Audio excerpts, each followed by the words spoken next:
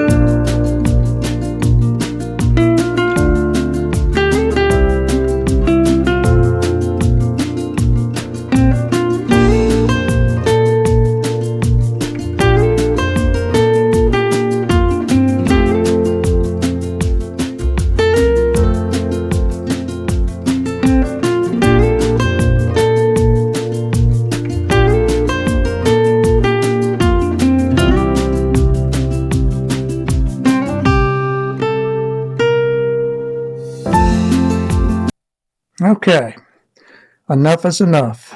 We're done for this week. I got this hub where it fits nice. I got that axle cleaned up best I can. I put some anti-seize on it. Hopefully this won't happen again. And I'm thinking while I got it apart, I may try to build me a proper puller. I think they do make one. It's just no longer available. I think Snapper's pretty much defunct or out of business, or at least on the Snapper Comets. They don't service these things anymore. They've been so long out of production. Everybody's into the zero turns and all of that stuff. But with that said, I was able to acquire, I bought 4 of these hubs. That's how I ended up with 4 big ones and not the one I actually needed, the small one. One side takes a big one side takes a small one. You can tell the difference in the axle sizes. See here, and see here. And when I was taking this apart, I'm not familiar with snappers. I don't work on lawnmowers. I work on cars. So I screwed up. I should have caught that when I took it apart, and I didn't. And I paid for it dearly. I've been fooling with this thing for almost 2 months now. And just goofy little things like this. I bought one of these plugs, and he wanted $5 a piece for them. So I bought one. And then the other one started splitting. So I finally found a guy that sold a bag of them for $10. So I bought 10 and they fit. I was just double checking that. So, because there's 3 of these things. There's 1 in this one, 2 in this one. And I've also found out something else about snappers. Most everybody tells you to put, gear oil in these things, which it works fine. But the seals on these are terrible. They leak everywhere, and then it ends up getting all over your clutch and everything else. Snapper uses a real thick grease, like a 00 grease. And I had to order that. That's the one thing I'm still waiting on. And that's been the biggest problem with building this thing is getting the parts. It just seems to take forever for stuff to come in. So that's why I haven't gotten this mower done. And anyway, all of that said, we're done for the week. Hopefully next week we'll be able to get this thing put back together. I think I've got all my stuff handled. I went ahead and got a new belt for the blade, and I was working on that as you saw earlier in the video. So there's a few things left to do. If it all works right, we should be up and going real soon. And then I can get to a real project. Anyway, until next week.